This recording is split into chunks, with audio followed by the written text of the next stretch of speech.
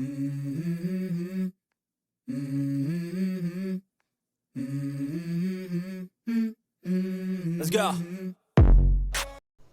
It's Friday, and welcome back, Blitzers, to another episode of the Buckeye Blitz podcast. I'm your host, Chad Stryker.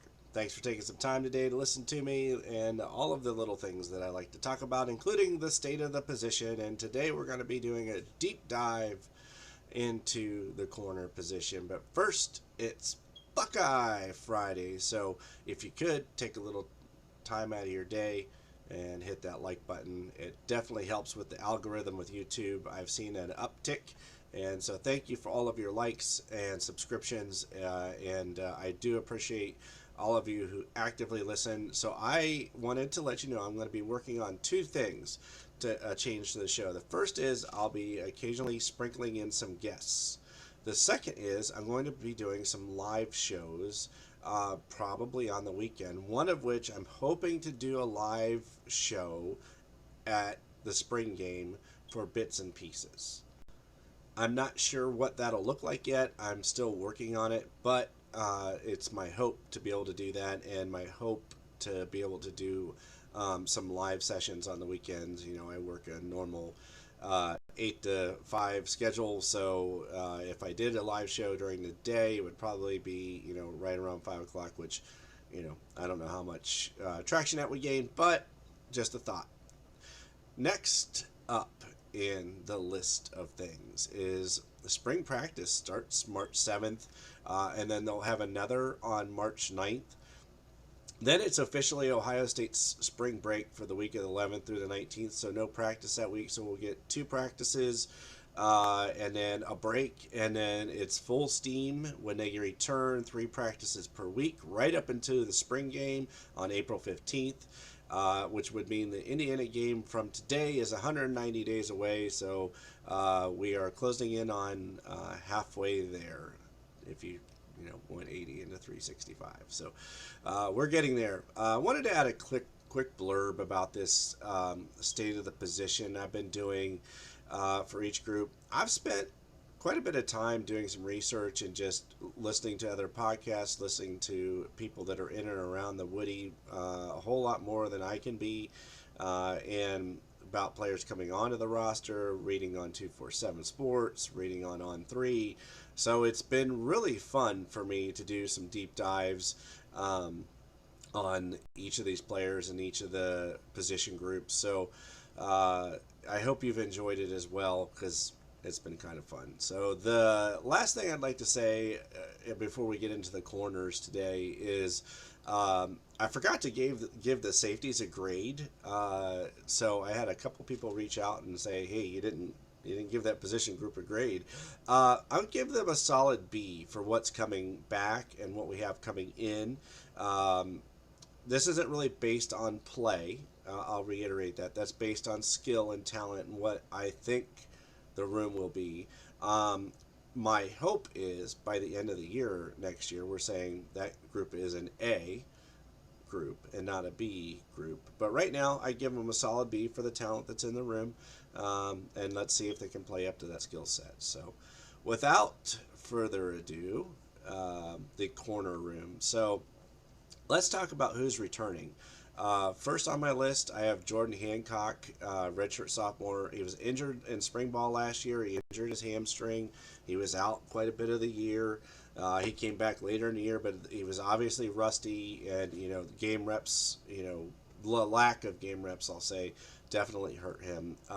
Denzel Burke, a true junior. Jair Brown, true sophomore. Ryan Turner, redshirt freshman. I included Cam Martinez in this room too. I know he's still in the safety room. I think he's kind of a little bit of both.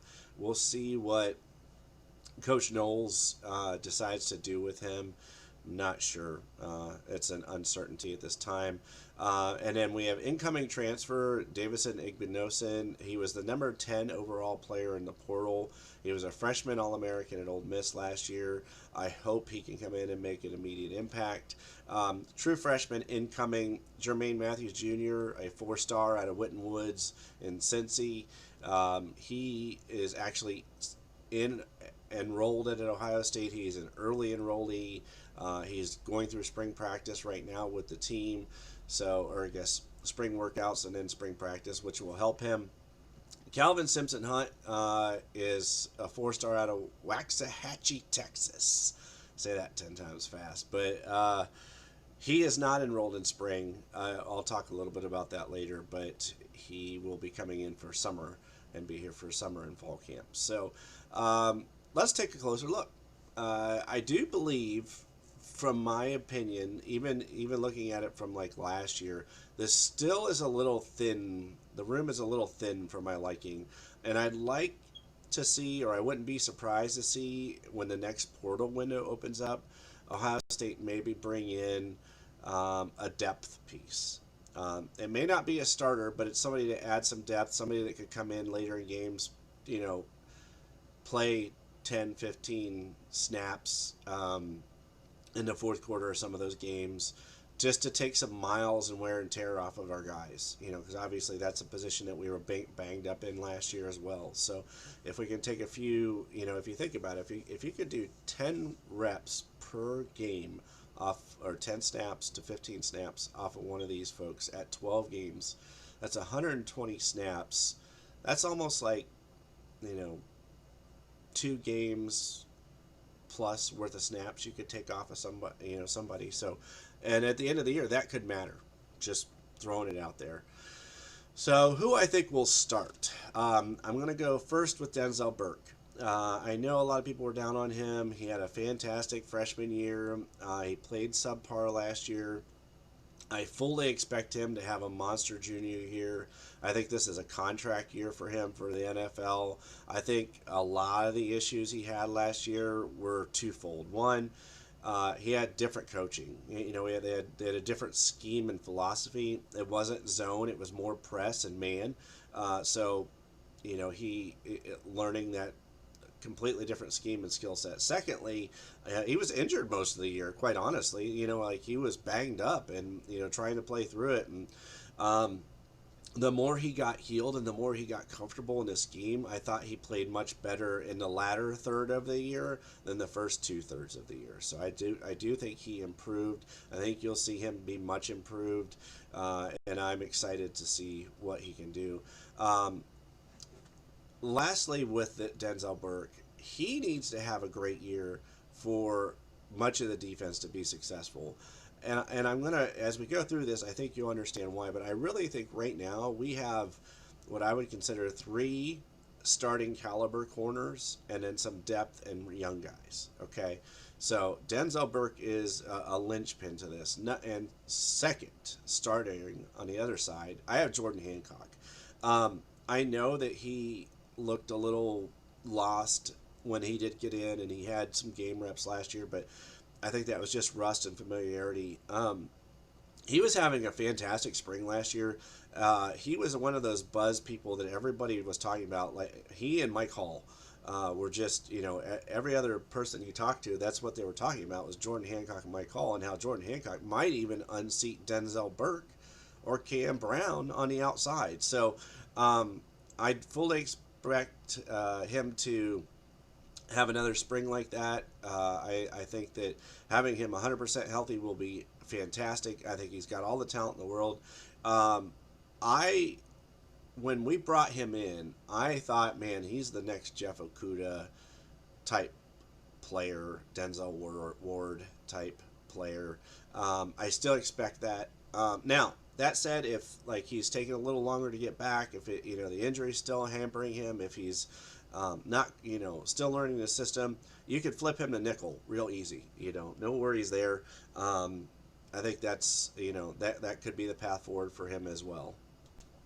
Now, I'm sure a lot of you are saying, well, what about Davison Igbinosun? Didn't they promise him he was going to start? I don't think so. I think they said you have a legitimate chance to start, but I do think that he is going to take a little time to adjust. He was a true freshman All-American last year at Ole Miss.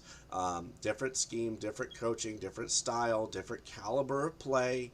A little bit, all of that takes time to adapt. I do think he's going to be an impact player. I could see him more in the nickel initially. Seemed like what I saw of him, at least in the tapes, and mad props to Tony Gerdeman for taking some time to break some of that down on Twitter. If you don't follow him on Buckeye Huddle, I would. They do a good job. And I would just say I do think that I'd expect to see him in the nickel initially. But you could flip Hancock and Igbinosin. I think they're 2A and 2B. Um, while I'm crazy excited about Calvin Simpson Hunt and Jermaine Matthews Jr., counting on true freshmen in this spot, not always ideal. And counting on them to make an immediate impact, not always ideal. There's only so many Jeff Okudas and Denzel Wards in the world, or Malik Hookers. Take your pick of those guys. Fourth, I have Jair Brown here. He saw the field against Wisconsin. I thought he played really well. And I think he played some against Northwestern too. In an emergency start against Wisconsin, though, he was like, that's all we had left. And he played well. I do expect him to see the field some, especially with J.K. Johnson leaving via the transfer portal. Brown really is the next man up, in my opinion. And experience this year will pay dividends next year. If he was going to leave, I think he would have left when J.K. Johnson did. So, and then Ryan Turner. I really like Ryan Turner. I liked him when they brought him in last year. He was a 4-star in the class of 2022. I like his measurables. I do think he can help this room. I think that another year in Noel's system, another year with Tim Walton, all will help him. I wouldn't be shocked if he made some waves in the spring, because I think his 100 meters was like 11.4 seconds, which is pretty dang quick. He was a little light when he came in. I do think some time and strength, in the program will help him. I'm not sure how much you'll see him, but I do think that we will see him, and see him in games, especially later in games. And if his talent comes to fruition like they had hoped, maybe we do see him more than I expect. But I like him. I think he's a good kid. I think all around he's a heck of a football player. So as far as incoming freshmen go, Jermaine Matthews Jr., 4-star I mentioned out of Winton Woods, enrolled early. He's here this spring.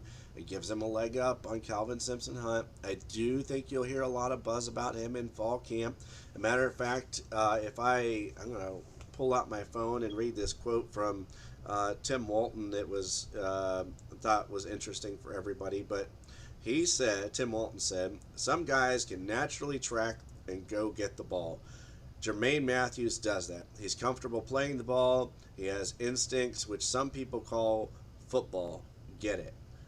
He has the it factor. Tim Walton on Jermaine Matthews Jr. So I think everybody's excited about these young guys, and I hope that, man, if he comes in and he pushes Denzel Burke to another level, and he pushes Jordan Hancock and Igbinosin to another level, fantastic. Let's do it, Competition will help everyone. And then I mentioned Calvin Simpson Hunt out of the 4-star from Waxahachie, Texas. Let me just say this. I believe when all is said and done and his career is done here at Ohio State, he will be a top 5 NFL draft pick. He doesn't arrive until August, so temper your expectations, but he runs a 10.6 100 meters, which is flying, which is why he's not here. He's running track for his high school team. He wanted to finish his track career. So he was the number 7 cornerback in his class. He's one of those guys, go get it and come back with it. I am excited to see him, and I think he's going to be a great Buckeye. So the last thing I will say is the quarterbacks coach, Tim Walton, has a little bit of a deeper room this year, and did a great job bringing in the 2 young freshmen. I think this is a make or break year for Tim Walton.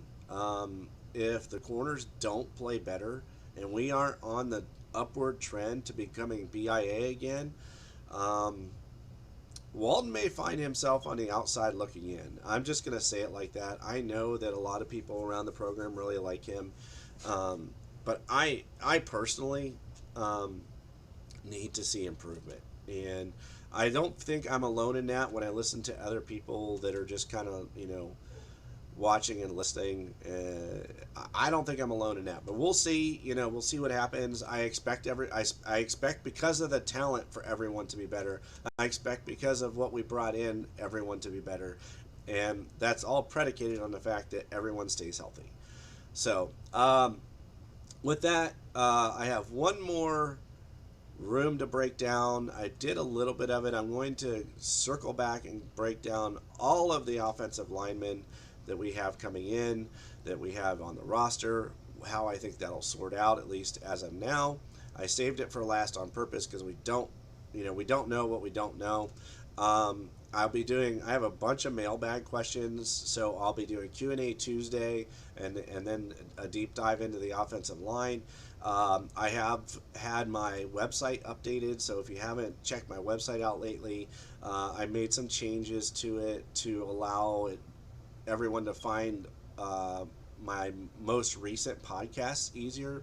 And then, so if you have any questions, feel free to submit them on my website. It's thebuckeyeblitz.godaddysites.com, and there's a little subscribe or submission button for questions. So I do love them. I appreciate them. I enjoy them. You can also drop them in the comment section on the YouTube channel itself. I read those and I try to respond to those as well. So everybody, happy Buckeye Friday. Have a great weekend. I appreciate you listening. Hit that like button, and until next time, see ya. Go Bucks.